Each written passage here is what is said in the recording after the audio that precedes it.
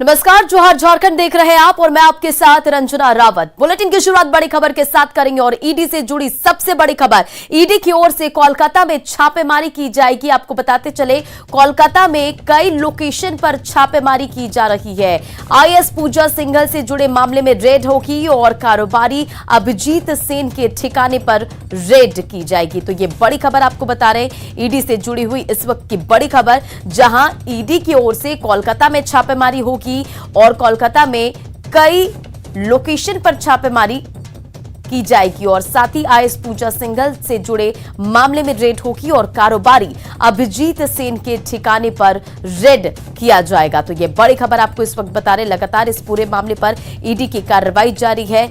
कल पूजा सिंघल, पति अभिषेक झा और सीए सुमन से भी पूछताछ किया गया और आज जो है ईडी की ये बड़ी कार्रवाई, ईडी से जुड़ी हुई ये सबसे बड़ी खबर, जहां ईडी की ओर से कोलकाता में छापेमारी की जाएगी। और इस पर अधिक जानकारी के साथ हमारे संवाददाता दिल्ली से शंकर आनंद जुड़ गए हैं, सीधा उनका रुख करेंगे। शंकर, देखिए, ईडी से जुड़ी ये सबसे बड़ी खबर इस वक्त की सामने आ रही है कि कोलकाता में छापेमारी की जाएगी। क्या कुछ इस पर अधिक जानकारी आपके पास? छापेमारी की जाएगी, क्या कुछ इस पर अधिक जानकारी आपके पास? देखिए, इस वक्त में कोलकाता में दो छापेमारी चल रही है, जो केंद्रीय जांच एजेंसी ईडी के द्वारा छापेमारी की जा रही है। तो एक छापेमारी जो है वो झारखंड से जुड़े मामले की है और इसी छापेमारी के दौरान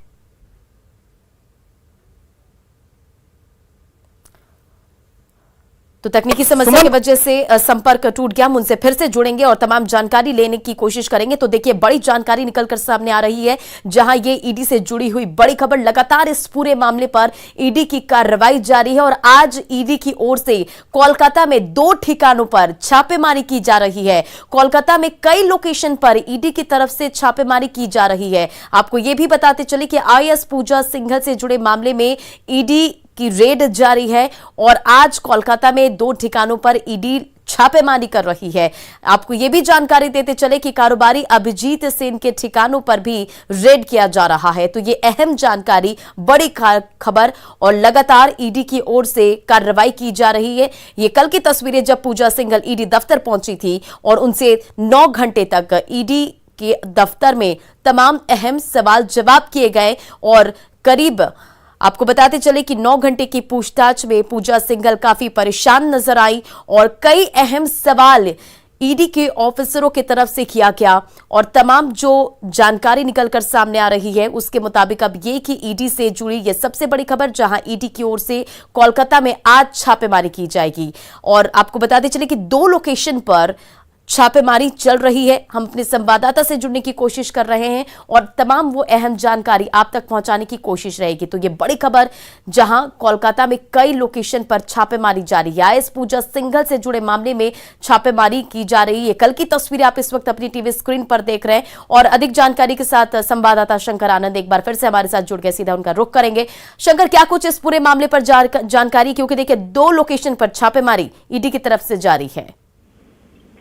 देखिए, इस वक्त कोलकाता में दो लोकेशन पे छापेमारी चल रही है। हालांकि जो हमारे बता रहे हैं कि दो अलग अलग मामले हैं, लेकिन दोनों मामलों की अगर बात करें तो सबसे एक पहले जो मामला है वो मामला झारखंड से जुड़ा मामला है, जिसमें कि चार्टर्ड अकाउंटेंट अमित कुमार से जुड़ा मामला है और अमित कुमार और आप करेंगे जो सुमन कुमार है, जो चार्टर्ड अकाउंटेंट है, उससे जुड़ा मामला था और उसी से जुड़े मामले में छापेमारी की गई और उसी छापेमारी के दौरान एक जगुआर कार जो है बरामद किया गया, जब्त किया गया। जगुआर कार जो नहीं ये जगुआर कार है और उसको जब्त करने के बाद इस मामले में आगे की पड़ताल की जा रही है। जगुआर कार की अगर बात करें तो कार को खरीदने का पैसा कहाँ आया, किसके द्वारा दिया गया, किस तरह से किन लोगों की भूमिका दी गई। तो इस मामले में जब पूछताछ की गई सुमन कुमार से, चार्टर्ड अकाउंटेंट से, तो वो कुछ बता पाने रहा, लिहाजा इस मामले को देखते कोलकाता में छापेमारी की गई और छापेमारी के दौरान उस कार को जब्त कर लिया है। हालांकि इस मामले में कल भी तीसरी कार को जब्त किया गया था और उस कार के बारे में भी कहां से खरीदारी हुई, किसके द्वारा वो पैसे गेट में वो कार दिया गया, ये तमाम चीजों से विस्तार से उससे पूछताछ की जा रही है। वाकई देखिए तमाम अहम सवाल है जिनके जवाब भी जरूरी। आप इस पूरे मामले पर नजर बनाए रखें, आपसे अपडेट लेंगे। फिलहाल इन तमाम जानकारियों के लिए बहुत बहुत शुक्रिया। बढ़ते आगे और मनरेगा घोटाले में आईएएस पूजा सिंघल और उनके पति अभिषेक झा और सीएस सुमन कुमार सिंह से ईडी की पूछताछ आज भी जारी रहेगी।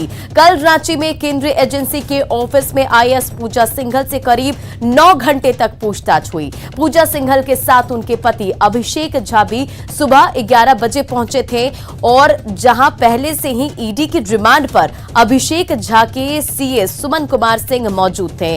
तीनों से लगातार ईडी के अधिकारी सवाल करते रहे और आज भी पूजा सिंघल को पूछताछ के लिए बुलाया गया है, जहां मनरेगा घोटाले, पल्स हॉस्पिटल और सीए के घर से मिले 19 करोड़ कैश को लेकर उनसे पूछताछ की जाएगी। आपको यह भी जानकारी देते चले कि पूजा सिंघल को रांची से बाहर जाने की इजाजत नहीं दी गई है।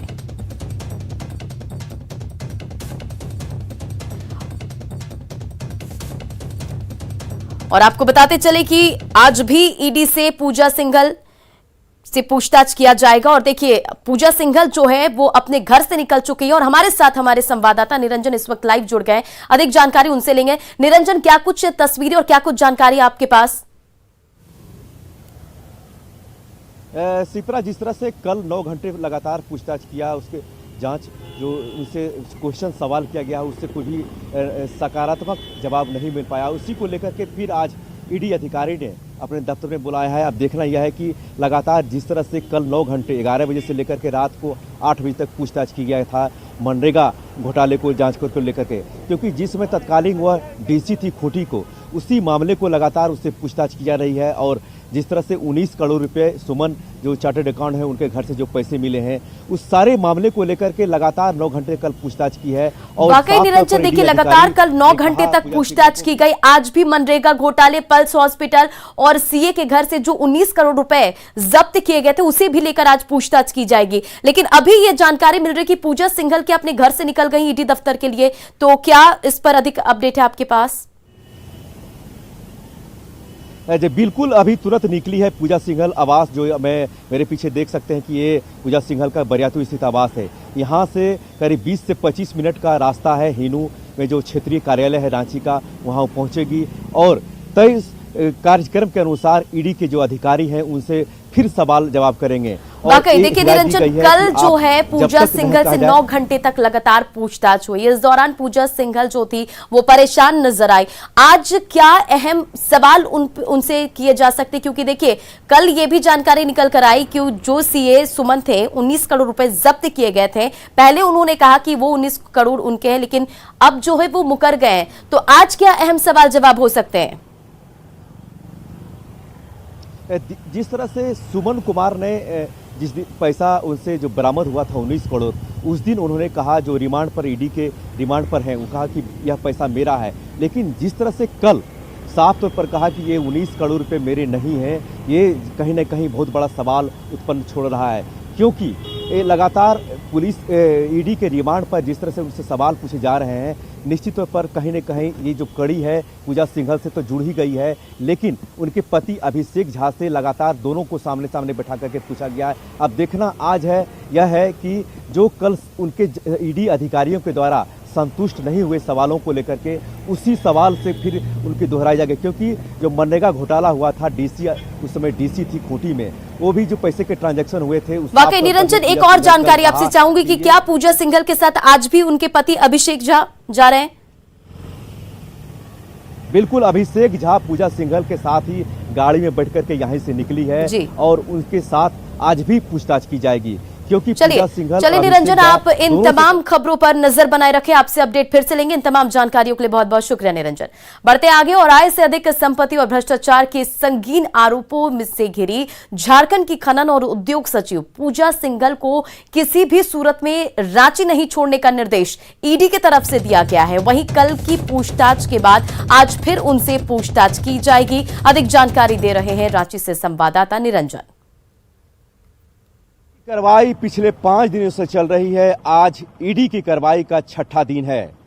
रांची स्थित कार्यालय में ईडी के अधिकारियों द्वारा पिछले 4 दिनों से पूछताछ जारी है। कल पूजा सिंघल और अभिषेक झा सीए सुमन कुमार से लगातार 9 घंटे की पूछताछ की थी। पूजा सिंघल की पूछताछ की शुरुआत खूंटी जिले के बहुचर्चित मनरेगा घोटाले से हुई। मनरेगा घोटाले में वक्त पूजा सिंघल ही खूंटी की डीसी थी, तब मनरेगा की योजनाओं में 18 करोड़ रुपए का घोटाला हुआ था। उन्होंने ईडी के अधिकारियों को बताया कि उन पर लगे भ्रष्टाचार के आरोपों की जांच के लिए राज्य सरकार ने एक जांच की कमेटी गठित की थी। जांच कमेटी ने उक्त मामले में क्लीन चिट दी। बताया कि उस समय भी उन्होंने अपना जवाब दाखिल किया था, उसी जवाब पर आज भी वह कायम है। जवाब की कॉपी राज्य सरकार को लेकर देखी जा सकती है, लेकिन अब ईडी के अधिकारी ने पूजा सिंघल को झारखंड छोड़ने की नहीं हिदायत दी है। जिस तरह से पूजा सिंघल पर संगीन आरोप लग रहे हैं, निश्चित तौर पर उनकी अब गिरफ्तारी की भी तलवार लटक रही है। वहीं दूसरी ओर खान सचिव के पद से भी उन्हें हटाया जा सकता है। कैमरामैन अमित के साथ निरंजन, न्यूज़ 18 रांची। और मुख्यमंत्री हेमंत सोरेन के माइनिंग लीज मामले में जवाब देने के लिए निर्वाचन आयोग ने 10 दिनों का समय दिया है। हालांकि सीएम ने निर्वाचन आयोग से 30 दिनों का समय मांगा था। 10 दिन का समय मिलने के बाद सीएम को 20 मई तक अपना जवाब दाखिल करना है और सीएम ने समय बढ़ाने की 3 वजह गिनाई थी। उसमें पहली ये कि 2 मई को उन्हें नोटिस मिला और 10 मई तक जवाब देना, ऐसे में कम समय में अपना पक्ष पेश करना संभव नहीं है। पत्र में कहा गया कि आयोग ने 600 पन्नों का दस्तावेज भेजा है और जिसे मुख्य सचिव ने निर्वाचन आयोग को भेजा था। ये दस्तावेज हिंदी में है और जिसे उनके वकीलों को समझने के लिए अंग्रेजी में अनुवाद करना होगा। इसमें वक्त लगेगा। वहीं सीएम ने अपनी मां की बीमारी का भी हवाला दिया और सीएम ने आयोग को भेजे पत्र में खुद पर लगे आरोपों को खारिज किया है।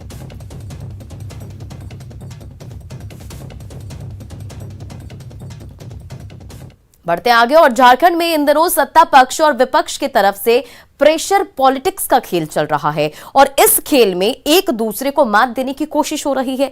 बीजेपी ने जहां भ्रष्टाचार के खिलाफ हल्ला बोल दिया है, तो वहीं खदान लीज मामले में लगातार सरकार पर दबाव बनाए हुए हैं और वहीं बीजेपी के इस प्रेशर पॉलिटिक्स का जेएमएम ने भी काट निकाल लिया है। जेएमएम पूर्व मुख्यमंत्री रघुवर दास से लेकर बाबूलाल मरांडी के कारनामों का खुलासा करने में जुट गई है। जहां एक तरफ रघुवर दास के खिलाफ एसीबी जांच की रफ्तार बढ़ाए जाने की संभावना है, तो वहीं बाबूलाल मरांडी का दल बदल मामला भी अब नए मोड़ पर आकर खड़ा हो गया है। कि आपने 5 लाख नौकरियां देने का जो वायदा किया था प्रतिवर्ष, वो आपने निभाया है। न ही बेरोजगारों को भत्ता दिया, उसके अलावे 100 यूनिट बिजली भी फ्री नहीं दी और कहीं ना कहीं जो आपने वायदा किया था, लोगों को सपने दिखाए थे कि 3 लाख रुपए घर बनाने के लिए देंगे, आप वो भी नहीं करते। जब लगातार राज्य सरकार के बारे में राज्य सरकार की छवि को खराब करने या बदनाम करने की कोशिश की जा रही हो, तो निश्चित रूप से एक राजनीतिक जो लड़ाई है वो चल रही है। ऐसे में निश्चित रूप से जनता का नुकसान होता है। हम काम को तेज बढ़ाना चाहते हैं, किंतु आप देख रहे हैं किस तरह से पूरे राज्य में जो निगेटिव शक्तियां हैं वो पूरे राज्य सरकार को परेशान करने में लगी है। और अब बात खबर की असर की। न्यूज़ 18 की खबर का बड़ा असर हुआ है। जैक ने 11वीं की गणित और बायोलॉजी की परीक्षा रद्द कर दी है। जैक ने इसे लेकर मंगलवार को पत्र भी जारी कर दिया है। इसमें कहा गया है कि 11वीं बोर्ड की फर्स्ट टर्म की गणित और बायोलॉजी की 9 मई को हुई परीक्षा रद्द की जाती है। अब इन दोनों विषयों की परीक्षा द्वितीय चरण की परीक्षा के साथ होगी। आपको बताते चले कि सोमवार को हुए गणित और बायोलॉजी का पेपर परीक्षा के पहले ही सोशल मीडिया साइट पर अपलोड हो गया था।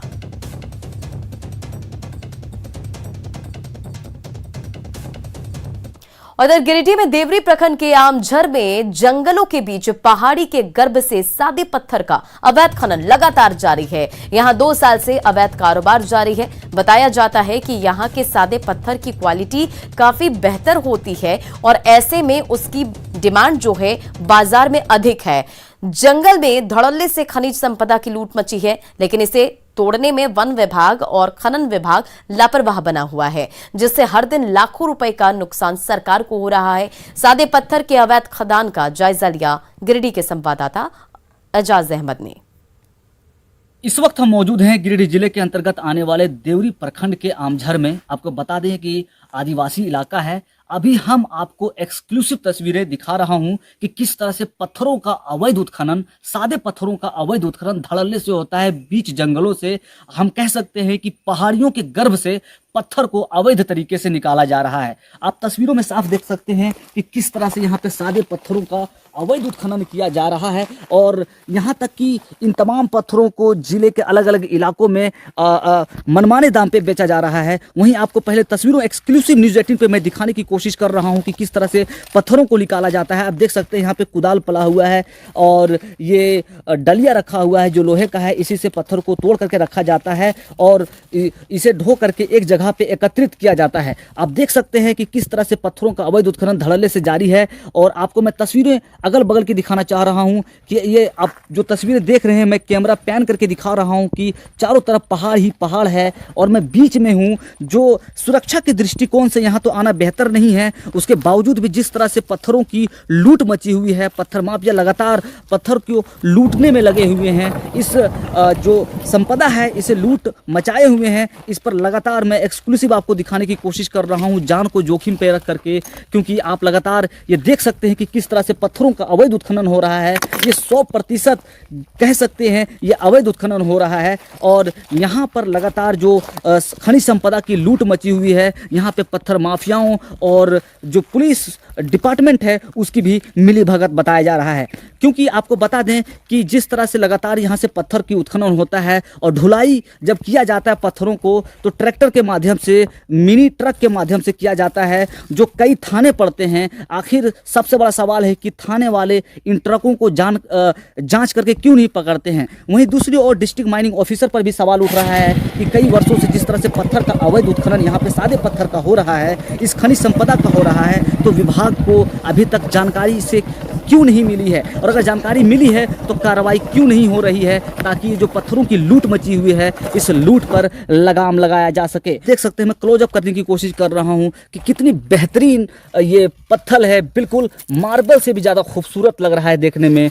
और ये देखिए, और इस पत्थर का अवैध उत्खनन धड़ल्ले से किया जा रहा है और इस प्रकार सरकार को राजस्व का, लाखों का राजस्व नुकसान हो रहा है, वहीं पत्थर माफिया मालामाल हो रहे हैं।